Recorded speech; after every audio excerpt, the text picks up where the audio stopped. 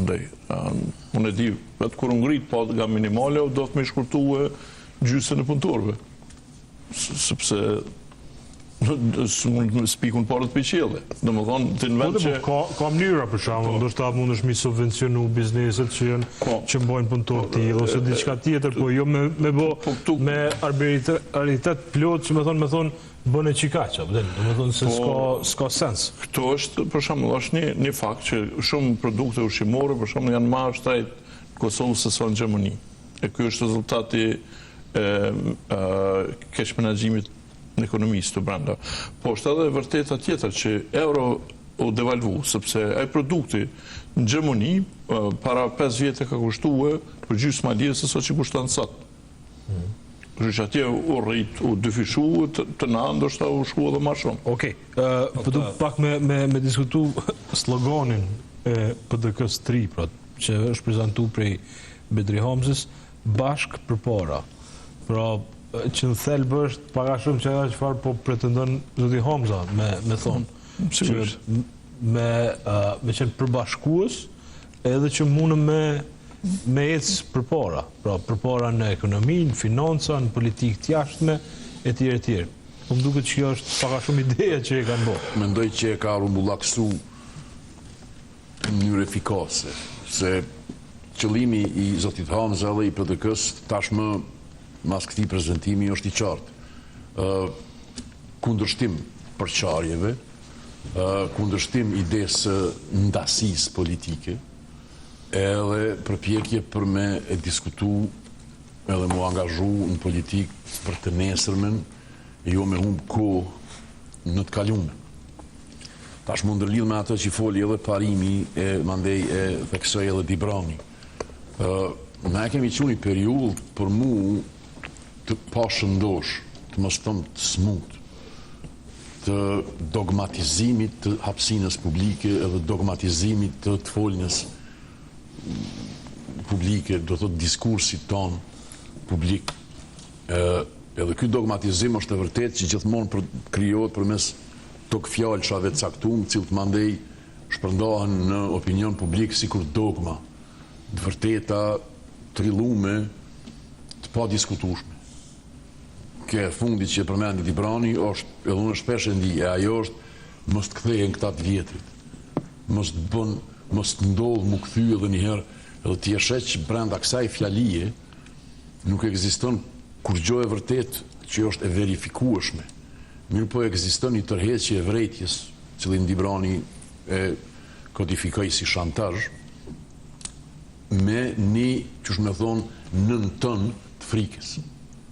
Qëllimi i fjalive sintagmave tilla është me ngjall frikë, që mundet me na ndodh një rrezik i madh, edhe po ashtu qëllimi është me tregu ty që nuk mundesh asesi me ndërtu stabilitet nëse mendon që ka opcione përveç njënit, përveç qeverisjes së deri sotme. Që kjo është mund të lidh me atë që foli Parimi, ajo është politika e frikës. Edhe politika e frikës është një trik i vjetër që përdoret. Edhe përdorin shtetet shumë më të mëdha se na e kanë përdorur shumë më herët, edhe ajo gjithmonë ka pas suksese në një moment caktuar brenda një shoqënie, mirë po ka shkaktuar edhe pasoja dhe dome të mëdha. Ajo është niset prej idesë që vetëm një kast e vogël, një grup i vogël politik, është në gjendje me ta ofru sigurinë.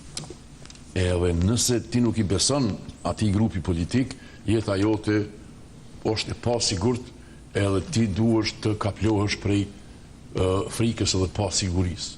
Pra, siguria këtu dhe pasiguria, po ashtu shiten si mall, si valutë. Edhe tash njerëzit duhet na tregun politik me zgjell ose detyrohen me zgjell, pra brenda atij shantazhi që e përmeni Dibrani, e ajo është ti me dal në parakutive të votimit me shpresë që na tregun që ofrohet ti me zgjell kënd, me zgjell sigurinë për shkak të shantazheve, frikave me të cilat i kanë mbush vesht gjatë viteve e gjatë muajve, edhe ti vetë me shku të një opcion për cilin ti e bën kompromisin e madh, edhe thush Nëse s'ka opcionet mira, po e zgjedhë opcionin ma pak të keq.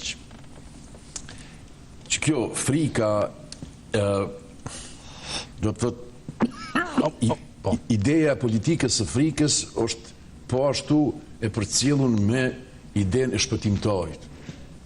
Kush na pështën prej situatës së të mërshme në cilën qenken? Kush na pështën prej servis? Kush na pështën prej anmiqve? Kush na pështën? Kush është shpëtimtari? Edhe ty dalin organizata, parti politike, çfarë është edhe që kjo që tash në pushtet, e cila ndoni në mënyrë krejtësisht absurde ta ofron ty idenë e shpëtimtarit. Nëse s'është njëri që sot kryeministër, që të vend kami marë pusi. Edhe tash, kjo e sjell krejt diskutimin politik në nivel, që shme thonë, pseudo-eksistencial. Kinë se jeta janë fizike, edhe siguria janë fizike, fjalë për fjalë shumë varet prej njeriut ose partisë që e votojnë.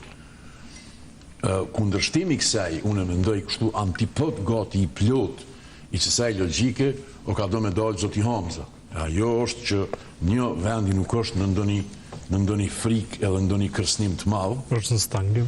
Po vendi është në stagnim, edhe ecja përpara në kuptimin zhvillimor është jo veç e mundshme, po është e domosdoshme. Mund të lidh tash edhe me atë spotin ose videon që e pam të kryeministrit në detyrë. Qërë unë e kuptoj nevojen edhe, që shme thonë, atë përpjekjen e këtij grupi politik dhe këtij njeri mu shëndru në parti politike ordinere edhe mu shëndru në politikan ordiner. Unë e kuptoj që ajo është aspirata e fundme e tyne, mu shëndru në politikan normal. Mirë po, në rastin e tyne, e kaluara është ajo që do t'i përndjek. Me qenë se nuk janë ardhur në pushtet, e as nuk janë futur në politik, duke e performuar një grup politik racional, normal edhe ordiner. Këta janë ardhur në mënyrë të pazakonshme, duke e theksu pazakonshmërinë e tyne si karakteristikën më të rëndësishme. Pazakonshmërinë, spektakularitetin publik, protestat, grindjet, edhe grindavecrin, kundërshtimin që thojnë refuznikun, e kanë shëndru në normë dhe në identitet. Pjesën më të madhe të votuesve, kjo organizate ka për shkak të njerëzve që kanë dëshirë me pa një grup tillë politik të pazakont, brutal dhe vulgar dhe grindavec në skenë politike. Në momentin që këta fillojnë mu shëndru, ose e sheh tendencën, që dojnë mu shëndru në politikanë ordiner, cilë thirin për bashkim, për arsyeshmëri, për mirë kuptim, e që pohetohet që do tjetë, që shme thonë, nën teksti edhe nën toni i kësaj fushate, këta duhet me llogarit që kanë me hum një pjesë të madhe të votuesve. Me qenë se sa për politikanë ordiner, edhe të arsyeshëm, ka opcione shumë më të mëdha, shumë më të mira, edhe shumë më të avancume edhe ma të pajisuna me kuadra se sa që kjo organizot. Në fakt, pjesën e parë që ishim me Enver Hoxhaj, e diskutum një aspekt.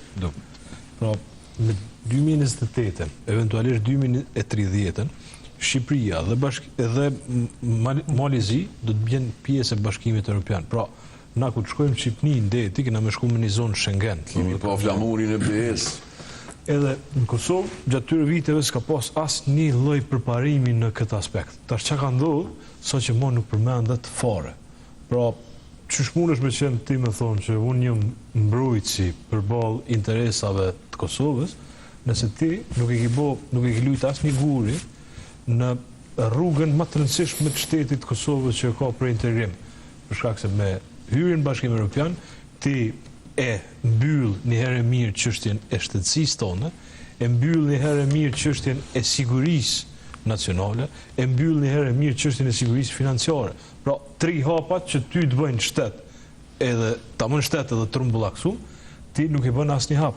Për ma tepër as nuk e kanë përmend parim. Po nuk është edhe temë. Nuk është mos temë, që më thonë integrimit europiane, aty në 2028-ën, ti në Malzi, në Shqipëri, kime shku, për në zonën Schengen, kime detyrua me pasaport me hyjat. Politikat e integrimit në BE, në sa kumpane Donika Garvallën edhe tjerë, ta i përtasin bashkimet evropiane për politikat pa drejta. Ata nuk lobojnë me u integruat. Për dy që sot Rozeta Hajdaras nuk shkojnë seancë, pra ku është akuzuar. Sa ku jemi të tema BE-s në kritikave. I kemi thonë BE-s, heqim mosat e pa drejta, ta i cilësojnë. Dhe më thonë, është foji i BE-s që nuk i hek ato mosa. Dhe më thonë, Bashkimi Evropian është organizat jo e mirë, jo e ndershme, që i vënën sankcione të qeverisë Kurti. Ta në kallëzojnë që janë të lubu. Tash, tim nuk e ki mo edhe mungesën e zhvillimit ekonomik.